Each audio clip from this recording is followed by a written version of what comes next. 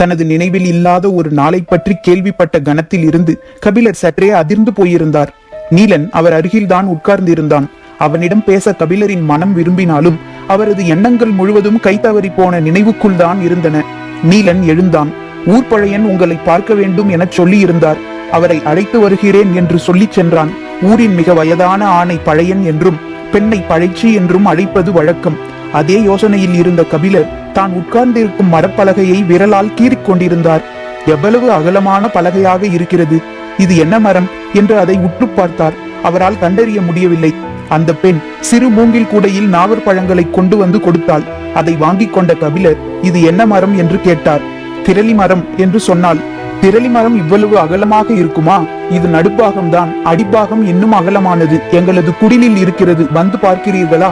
கபிலர் பதிலேதும் சொல்லவில்லை. திரளி மரம் பற்றிய பழம்பாடல் ஒன்று நினைவுக்கு வந்தது. தன் மனைவி உடன் இருந்தாலும் அழகியை நேசிக்க எந்த ஆணும் தவறுவது இல்லை. அதே போல சேர சோழ பாண்டிய வேந்தர்கள் மூவரும் தங்களுக்கு என தனித்த மரங்களை அரச சின்னங்களாக கொண்டிருந்தாலும் மூவருக்கும் பிடித்த மரமாக திரளி மரமே இருக்கிறது என்று சொல்கிறது அந்த பாடல். அதற்கு காரணம் யவன வணிகத்தின் திறவுகோலாக திரளி இருப்பதுதான். யவன நாட்டோடு வணிக தொடர்பு உருவாகி பல தலைமுறைகள் உருண்டோடிவிட்டன. இன்று அது உச்சத்தில் இருக்கிறது. இந்த வணிகத்தில் பெரும் செல்வமாக யவனர்கள் கருதுவது மிளகைத்தான்.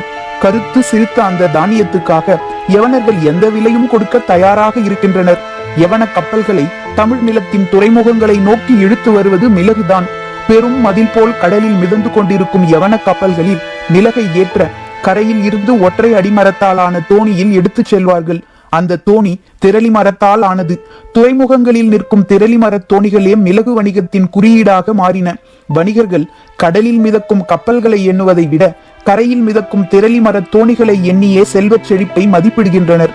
பெரும் பானையில் இருக்கும் உணவை அள்ளிப்போடும் அகப்பையை கொண்டு அளவிடுவதைப் போல யவன வணிகர்களுக்கு இப்போது எல்லா கணக்குகளும் மிக தெளிவு. நூற்றாண்டுகளுக்கும் மேலாக சிறந்து விளங்கும் இந்த வணிகத்தை அவர்கள் துல்லியமான கணக்குகளின் மூலமே அளவிட்டனர். தேர்ந்த மாலுமிகளால் செலுத்தப்படும் கப்பல்கள் 40 இரவுகளும் 40 பகல்களும் கடக்கும் தொலைவை கொண்டுள்ளது மேலை கடற்கரை என்பது அவர்களின் கணக்கு. திரளியை திரோசி என்றே அவர்கள் உச்சரித்தனர். பேரியாறு, காவிரி, பொருணை என 3 நதிகளின் முகத்துவாரத்தில் இருந்த மூவேந்தர்களின் துறைமுகங்களில் எத்தனை திரோசிகள் நிற்கின்றன என்ற கணக்குகள் நைல் நதிக்கரை நகரத்தில் எழுதி பாதுகாக்கப்பட்டன. நீலக்கடலுக்கு அப்பால் விரிந்து கிடக்கும் நாடுகளை வணிகமே இணைத்தது. அதுவே வரலாற்றை உந்தி தள்ளியது. யவனர்கள் தங்களுக்கு தேவையான முத்தும் மிளகும் நவரத்தினங்களும் செழித்து கிடக்கும் பூமியாக தமிழ் நிலத்தை கண்டனர். அழகின் பித்தர்கள் கூடி வாழும் செல்வ வளமிக்க நாடாக யவன தேசத்தை தமிழ் வணிகர்கள் அறிந்து வைத்திருந்தனர். இரு நாட்டு வணிகர்களும் அரசியல் சதுரங்கத்தில் முன்பின் காய்கள் நகர்வதற்கு காரணமாக இருந்தனர். வணிகமே வரலாற்றின் போக்கை தீர்மானிக்கிறது. இந்த கருத்தோடு தொடக்க காலத்தில் கபிலருக்கு உடன்பாடு இல்லை. ஆனால் கடந்த 20 ஆண்டுகளாக தனது கண் முன்னால் நடக்கும் அரசியல் சூழ்ச்சிகளை அறிந்த பிறகு அவர் தனது கருத்தை மாற்றிக்கொண்டார். கடல் கடந்து நடக்கும் இந்த பெரும் வணிகம்தான் பேரரசுகளை விடாமல் இயக்குகிறது. 60 வயதை கடந்துவிட்ட குலசேகர பாண்டியனுக்கு தேரலை ஊற்றிக் கொடுக்க ஒரு கிளாசரினா தேவைப்படுகிறாள். கடற்பயணத்தின் தொலைவும் கப்பல்களில் ஏற்றப்படும் பொருட்களும் பெருக்கெடுக்கும் லாபமும் கணக்குகளால் கண்டறியப்பட்டபடி இருக்க வணிகமும் கணிதமும் பேரரசுகளின் இரு கண்களாகின. மழை கொட்டி முடித்த ஒரு நண்பகல் நேரத்தில் கொற்கை துறையில் நின்ற கபிலர் கொந்தளிக்கும் கடல் அலையை பார்த்து கொண்டிருந்தார். அப்போது அவரை கடந்து போன யவன வணிகர்கள் திரோசியை பற்றி பேசியபடி சென்றனர். திரளியை யவனர்கள் இப்படித்தான் உச்சரிக்கின்றனர் என்பதை கபிலர் அன்றுதான் கேட்டு அறிந்தார். பெரும் வணிகத்தின் திறவுகோலாக இருக்கும் திரளி இங்கு படுத்து உறங்கும் பலகையாக கிடக்கிறது. அதுவும் இவ்வளவு அகலமான திரளி மரம் செல்வத்தின் பெரும் குறியீடு அல்லவா? எண்ணங்கள் எங்கெங்கோ ஓடியபடி இருக்க விரல் நகத்தால் திரளி மரத்தின் மீது அழுத்தி கோடு போட முயற்சித்துக் கொண்டிருந்தார் கபிலர். அப்போது நீலன் ஊர் பழையனை அழைத்து வந்தான். அவரது உயரமே கபிலரை ஆச்சரியப்பட வைத்தது. சுருங்கி மடிந்திருக்கும் தோல்தான் வயோதிகத்தை சொன்னது. மற்றபடி நெடும் உயரம் கொண்ட அந்த மனிதரின் கையெலும்புகள் உருட்டுக்கட்டைகளைப் போல இருந்தன. அடர்த்தியற்ற நரைமுடியை பின்னால் முடிச்சிட்டிருந்தார். அவரது உடல் முழுவதும் தழும்புகள் திட்டு திட்டாக இருந்தன. எத்தனை ஈட்டிகளுக்கும் அம்பு முனைகளுக்கும் தப்பி பிழைத்த உடல் இது! இவ்வளவு வயதான ஆண்களை இப்போது எல்லாம் பார்ப்பதே அரிதாகிவிட்டது. பழையன் வந்து திரளி மர பலகையில் கபிலருக்கு பக்கத்தில் அமர்ந்தார். நீலன் நின்று கொண்டிருந்தான். தசைப்பிடிப்பு இன்று சரியாகிவிடும், நாளை நீங்கள் நடக்கலாம் என்றார் பழையன். கபிலருக்கு அப்போதுதான் தசைப்பிடிப்பு நினைவுக்கு வந்தது. நீலன் என்னை பாதுகாப்பாக அழைத்து வந்து விட்டான் என்றார் கபிலர். சிறுவன் இன்னும் பக்குவம் போதாது. நாகக்கிடங்கின் ஆபத்தை அவன் உணரவில்லை என்றார் பழையன். ஆற்றை சுற்றி வந்து சேர்வது முடியாது என்பதால் அப்படி செய்ததாக சொன்னான் என்றார் கபிலர். சுற்றி வந்து சேர முடியாமல் போகலாம், ஆனால் உயிரோடு வந்து சேர வேண்டும் அல்லவா? கபிலர் நீலனை பார்த்தார். இளைஞர்களின் துணிவை பெரியவர்களால் ஏற்றுக்கொள்ள முடிவது இல்லை. அதற்காக இளைஞர்கள் கவலை கொள்வது இல்லை. நீலன் கவலைப்படாமல் தான் நின்று கொண்டிருந்தான். ஆனாலும் பழையனின் வார்த்தைகளுக்கு முன் பணிவு கொண்டு நின்றான். நாவற்பழம் பழையனுக்கு மிகவும் பிடிக்கும். எனவே இந்த வசவு வேகமாக முடிவுக்கு வரும் என அவனுக்கு தெரியும். ஏன் பழத்தை எடுக்காமல் இருக்கிறீர்கள்? எடுத்து உண்ணுங்கள் என்று கபிலருக்கு அருகில் கூடையை நகர்த்தினார் பழையன். கூடையில் இருப்பது காட்டில் பல்வேறு நாவல் மரங்களில் இருந்து பறித்த பழங்கள். ஒவ்வொரு நாவற்பழத்துக்கும் ஒவ்வொரு வகையான சுவை உண்டு. எந்த நாவற்பழத்தை முதலில் எடுத்து உண்ண வேண்டும் என்பதில் இருந்து தொடங்குகிறது காடு பற்றிய அறிவு.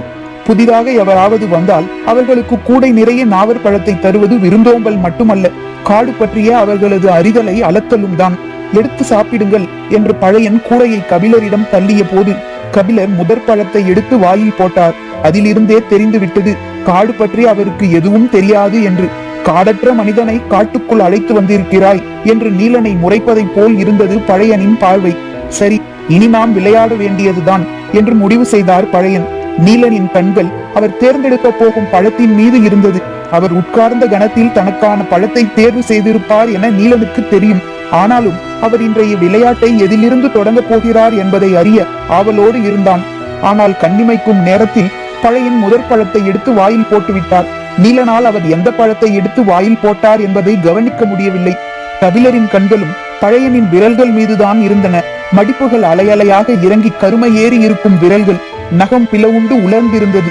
தோலின் வழியே கனிந்து வழிந்து கொண்டிருந்தது வயோதிகம். கபிலர் கேட்டார், உங்களின் வயது என்ன பெரியவரே?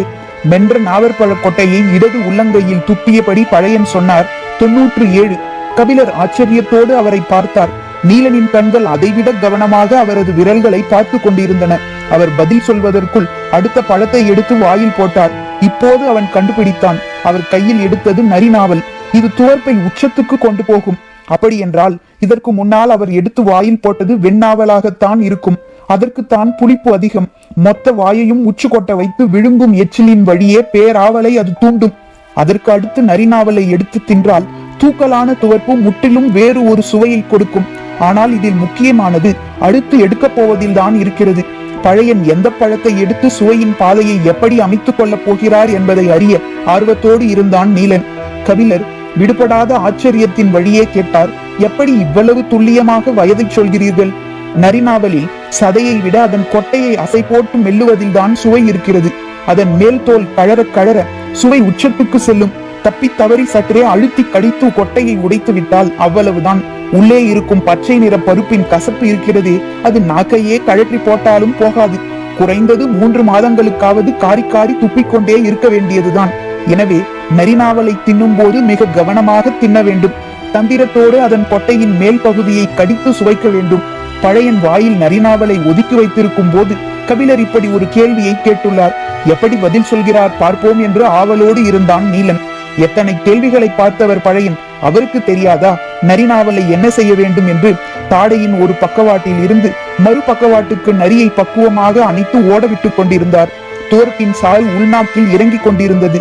கண்களாலேயே கபிலரை பொறுத்திருக்க சொன்னார்.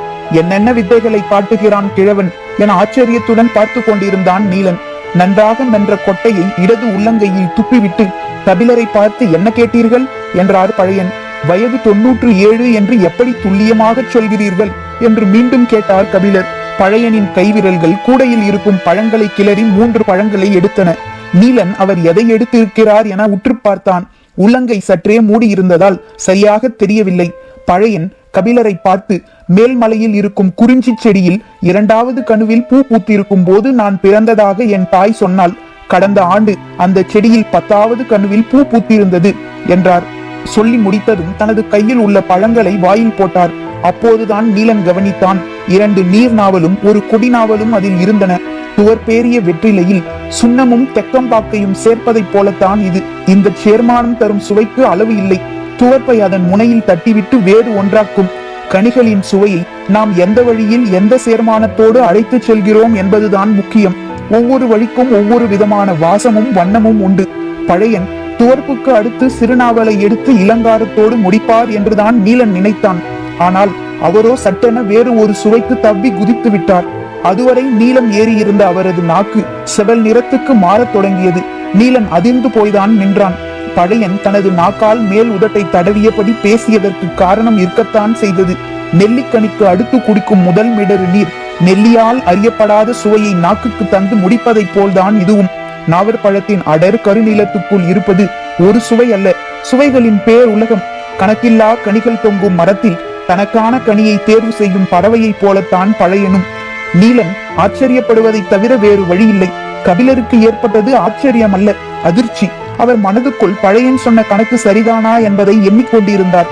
12 ஆண்டுகளுக்கு ஒரு முறை பூக்கும் குறிஞ்சிப்பூ, 2வது கணுவுக்கும் 10வது கணுவுக்கும் இடையில் இருக்கும் கணுக்களின் எண்ணிக்கை, முன்னும் பின்னும் மீதி இருக்கும் ஆண்டுகள் என எல்லாவற்றையும் மனதுக்குள் கணக்கு போட்டுக் கொண்டிருந்தார். 97 என்று பழையன் சொன்ன கணக்கு மிகச் சரியானது என அறிந்த போது கபிலர் ஏறக்குறைய உறைந்து போனார். கணிதம் கடலிலும் கப்பலிலும் மட்டுமல்ல, காட்டிலும் கணுக்களிலும் இருக்கிறது என்பதை ஒற்றை செய்தியில் விளங்க வைத்தான் பழையன். ஆனால் கபிலரால் விளங்கிக் கொள்ள முடியாத எத்தனையோ விஷயங்கள் அங்கு நடந்து கொண்டிருந்தன. தான் எடுக்கப் போகும் நாவற் பழம் கொண்டு தனது காட்டு அறிவு கணிக்கப்படும் என்பது அவரால் கற்பனை செய்து கூட பார்க்க முடியாத ஒன்று. எடுத்த உடனே பூநாவலை எடுக்கும் ஒருவரை பற்றி சொல்ல என்ன இருக்கிறது? இரவு கஞ்சி குடிக்கும் முன் இவருக்கு தும்புச்சி சாறு கொடுங்கப்பா என்று சொல்லிவிட்டு போனார் பழையன். அது என்ன சாறு? எனக்குத்தான் கால்வலி சரியாகிவிட்டதே, பிறகு ஏன் தர வேண்டும் என்று விடாமல் கேட்டுக்கொண்டிருந்தார் கபிலர். நீலன் சொன்னான், நீங்கள் காட்டுக்கு புதியவர் அல்லவா, அதனால்தான். நானா காட்டுக்கு புதியவன்? குறிஞ்சி நிலத்திலேயேதான் எனது வாழ்வின் பெரும்பகுதியை கழித்திருக்கிறேன். அந்த துணிவில் தான் நான் பாரியை பார்க்க தன்னந்தனியாக மலையேறத் தொடங்கினேன் என்றார். மனித வழித்தடங்களின் வழியாக நீங்கள் காட்டை அறிந்திருப்பீர்கள். இது மனித வாசனை படாத காடு. ஒளி விழாத இடத்துக்குள் நுழைந்து செல்ல வேண்டும். பல வகையான பூச்சிகள் இருக்கின்றன. அவையெல்லாம் கடித்த பிறகுதான் உங்களால் உணர முடியும். அதன் பின்னரும் உணர முடியாத பூச்சிகள் தான் இந்த காட்டில் அதிகம். எனவே இதை குடித்தால் மட்டுமே நல்ல உடல்நிலையோடு மலைக்கு மேல் செல்ல முடியும். தற்காப்புக்கு மிக தேவை. நீலன் சொல்லிவிட்டு போன சிறிது நேரத்தில் அந்த பெண் சிறு குவளையில் சாறு கொண்டு வந்தாள். அதை குடிக்கும் போதுதான் கபிலருக்கு தோன்றியது, மூவேந்தர்களாலும் பாரியை நெருங்க முடியாது என்று பாணர்கள் மீண்டும் மீண்டும் பாடுவதன் அர்த்தம். பாரி வருவான்.